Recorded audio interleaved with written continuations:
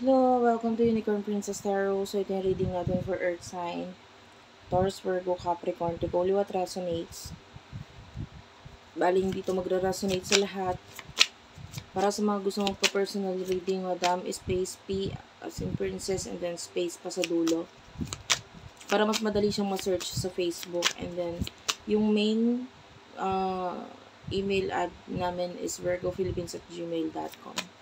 May mga admin ako na mag-a-assist sa'yo. So, sa kanila ka na lang makipag-connect or coordinate.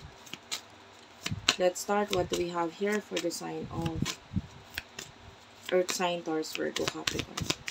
Kung ayaw mo na ganitong klaseng reading, okay lang. Pwede kang mag-next video. Pwede kang mag-exit. Gagawin ko yung reading according sa kung ano yung pakiramdam kong reading na komportable ako. Sa ngayon, the Star, the Wheel of Fortune. Okay, tatlong major arcana, guys. The Star, the Wheel of Fortune, and the Devil at the bottom of the deck. Okay, meron pa. The Empress. Okay.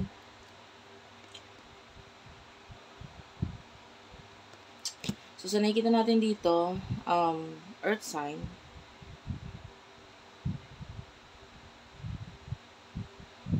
I feel like yung iba sa inyo may mga pabago-bago na nangyayari sa iyo pagdating sa isip mo. Especially, nagkaroon itong Mercury retrograde. Talagang hindi naging malinaw sa iyo kung ano ba talagang gusto mo. Ano ba talaga yung pagbabago? Or ano gusto mo mabago sa buhay mo? Ano gusto mo simulan sa buhay mo? Maybe, some of you medyo naudlot itong mga bagay na maybe goals mo sa buhay. I see the Empress here as you na you're focusing on yourself, pag-aayos, pagmamahal sa sarili mo. The Devil is here. This is Capricorn energy.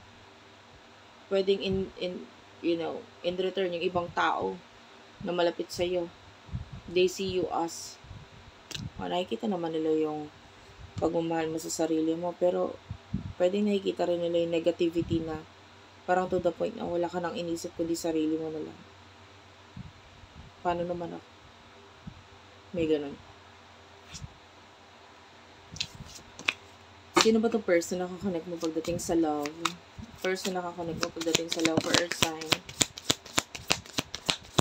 Honestly, pang ilang reading ko na to, so medyo tiring.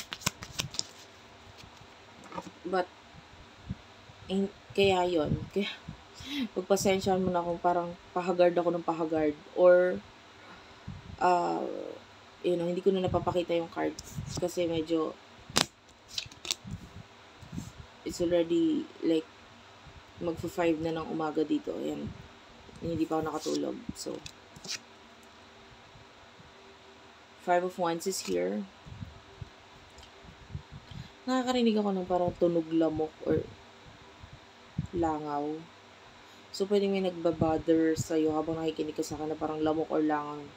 Ginugulo ka. Okay? Yung person na nakakonect mo, this person is very, very, very immature. Page of Cups. The 5 of Wands is here.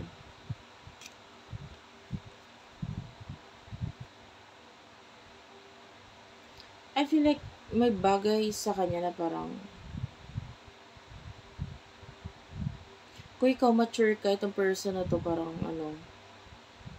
alam mo yung maigiit, may ugali siyang ganun kung ano yung gusto niya or ano yung na-feel niya, yun yung ilalaban niya. Pipilit niya kung anong gusto niya. Emosyon niyo sa isa't isa. You're focusing sa money, career. Yeah, more on money. Page of Coins. Taurus, Virgo, Capricorn. Temperance. Feel like yung iba sa inyo, hindi naman kasi ako nagmamadali. Focus ako sa career ko kasi hindi man ako nagmamadali pagdating sa love. Two of Swords, pwedeng yung iba sa inyo, ginagamit mo utak mo pagdating sa pagdedesisyon. person na kakonect mo, emotion niya para sa'yo. Sasaktan siya.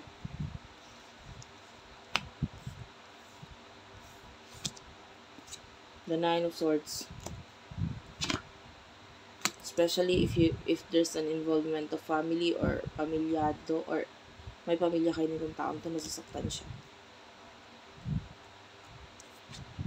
Pwedeng may mga problem regarding sa pera. Kung hindi man sa inyong dalawa, you know, sa kanya mismo as a person, siya mismo. As an individual, pwedeng may sarili siyang iniisip na may kinalaman sa pera, nasasaktan siya doon. The Ace of Wands, Aries, Leo, Sagittarius energy. So,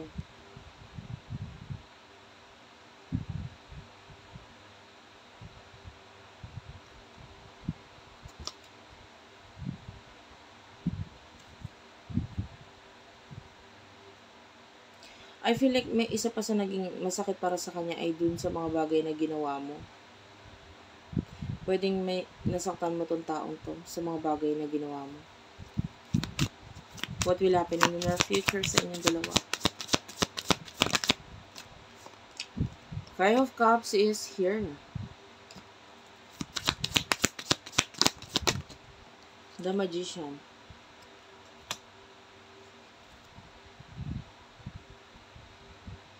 Nine of Pentacles. Three of Cups. Queen of Cups. And this person, nakakita tayo ng pagka-miss sa'yo.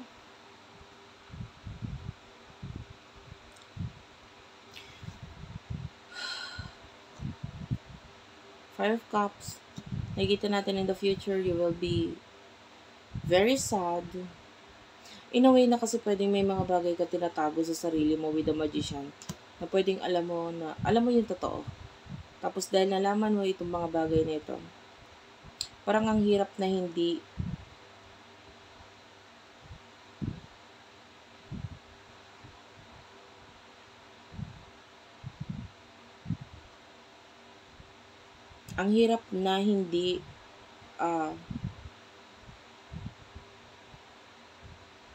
hindi dumating yung point na alam mo sa sarili mo na kung ano ba talagang gusto mo sa buhay mo.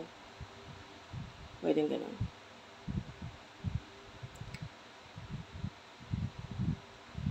And pwedeng nandun yung palayo ng palayo yung loob mo with someone na ito nagiging dahilan para malungkot ka. Hindi man para sa iyo, pwedeng nalulungkot ka para sa kanya. In the future, I can see cutting off of a connection pagdating sa friends. Yun ay dahil may mga bagay kang dapat ayusin sa sarili mo, isip mo. Yung pwede nakikita mo ito as panggulo.